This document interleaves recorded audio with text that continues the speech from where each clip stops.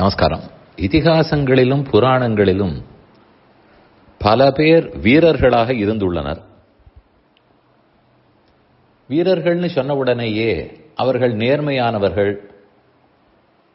தர்மயுத்தம் செய்வார்கள், இந்திரியங்களை வசப்படுத்தினவர்கள்,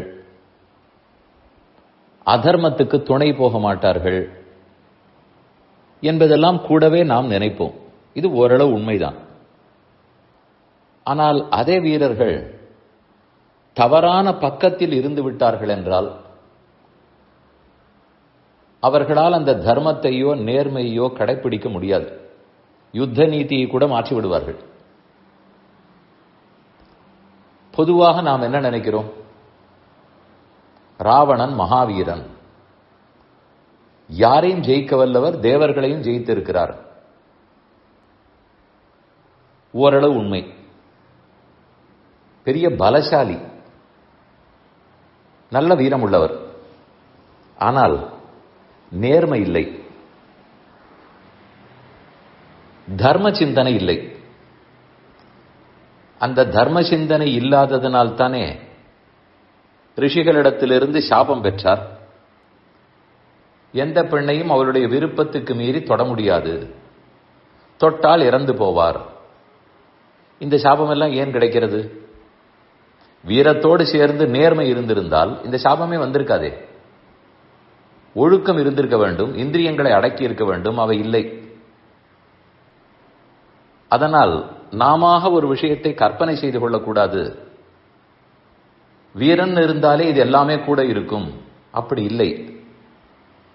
அவ்வளவு ஏன், சீதையை ராமன் இல்லாத போது அவனை ஏமாற்றி அனுப்பி வைத்துவிட்டு மாயமான் மாரீசனை அனுப்பி அவர் பிள்ளை செல்ல வைத்து மாரீசன் வேற பொய்க்குலரில் கத்தி இத்தனையும் பண்ணும்போது சீதை தனிக்கு இருக்கும்போது தானே தூக்கி கொண்டு வந்தார்.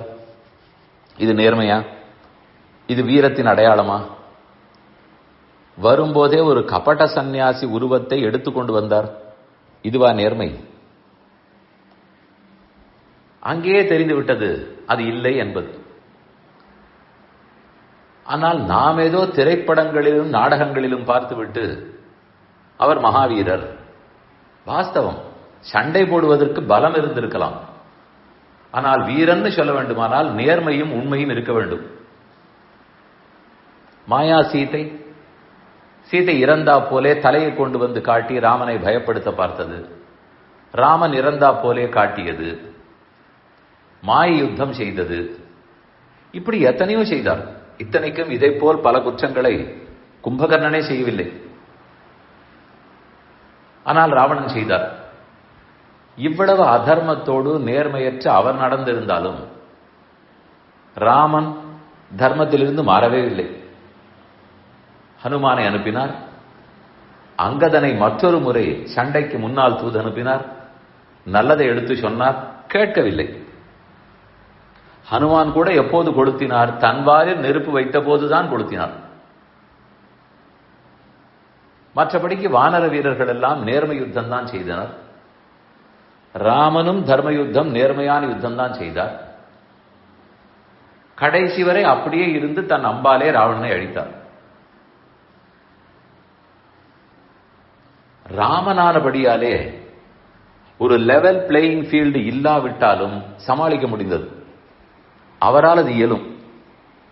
பகவானுடைய அவதாரம் வேண்டாம், அவதாரம் எடுத்துக்கொள்ளாவிட்டாலும் மகாவீரன், அவருடைய சத்தியத்துக்கு லோகமே கட்டுப்பட்டது. அதனால் அந்த தர்ம யுத்தத்தை செய்ய முடிந்தது. ஆனால் இந்த காலத்தில் நம் போன்றவர்களை எடுத்துக்கொள்வோம். ஒருத்தர் இதற்போல் அதர்மமாக நடக்கும் போதோ, ஸ்பெஷல் பிரிவிலேஜஸ் எல்லாம் பெறும்போதோ, மற்ற பேருக்கு அதை போல் கிடையாதுன்னு இருந்தால் ஒரு சமமான ஆடுகளமே இல்லையே. ராமனாக இருந்தால் எந்த ஆடுகளத்திலையும் ஜெயிக்க முடியும், நம் போன்றவர்கள். அதனால் இந்த சமுதாயத்துக்குள்ளும் தர்மம் அதர்மம் என்பது இருவருக்கும் பொதுவாக இருக்க வேண்டும். எந்த சட்டத்திட்டமும் எல்லாருக்கும் பொதுவாக இருக்க வேண்டும். இது சொல்லுவார்கள், நான் வண்டியை ஒழுங்காக ஓட்டி கொண்டு போகலாம், எதிரே வருபவர் ஒழுங்காக ஓட்ட வேண்டுமே. அநேகமாக இன்சூரன்ஸே அதுக்குத்தான் எடுக்கப்படுகிறது. நான் தப்பு செய்வனாக இருக்கட்டும், ஓட்டி வந்த எதிராளி தப்பாக இருக்கட்டும், எதற்காக அதிலிருந்து கிளைம் பண்ணி பணம் போகிறது? யார் தவறோ, நான் ஒழுங்காக ஓட்டி மட்டும் லாபம் இல்லை, எல்லாரும் ஒழுங்காக ஓட்ட வேண்டும். அதை போல அவர் ஒழுங்காக ஓட்டி லாபம் இல்லை, நானும் ஒழுங்காக ஓட்ட வேண்டும். இதை போல்தான் எல்லாவற்றிலும் எந்த துறையில எடுத்துக்கொண்டாலும், அது சோசியல் விஷயங்களாக இருக்கட்டும், எஜுகேஷனாக இருக்கட்டும், வேலை வாய்ப்பாக இருக்கட்டும், குழந்தை பிறப்பாக இருக்கட்டும், எங்கேயும் இருக்கட்டும், எல்லா விஷயத்திலையும் லெவல் பிளேயிங் ஃபீல்டு இருந்ததுனால்தான் நேர்மையை கடைபிடிக்க முடியும். இல்லை என்றால் யாரு நேர்மையாக இருக்க வேணும்னு ஆசைப்படுகிறார்களோ அவர்கள் வெற்றி வாய்ப்பு குறைந்து கொண்டே போகும். இந்த உண்மை ராமாயணத்திலிருந்தே தெரிந்து கொள்ளலாம், மகாபாரதத்திலிருந்து தெரிந்து கொள்ளலாம். அதனால் வீரன் சொன்ன உடனேயே கூடவே பல குவாலிட்டிஸும் இருக்கும் என்று நினைத்துக் கொள்ள வேண்டாம். ஏனால் நாம் படிக்கும் போதெல்லாம், அவர் பெரிய வீரன், சண்டையிட்டார், ராமனோடு கூட போரிட்டார்னால் நேர்மையான போரே இல்லையே, அதற்கு சாட்சியங்கள் பலவும் உள்ளனவே. அது ராமனாக இருந்தால் ஜெயிக்க முடியும், நம் போன்றவர்களாக இருந்தால் ராமனைத்தான் நாட வேண்டும்.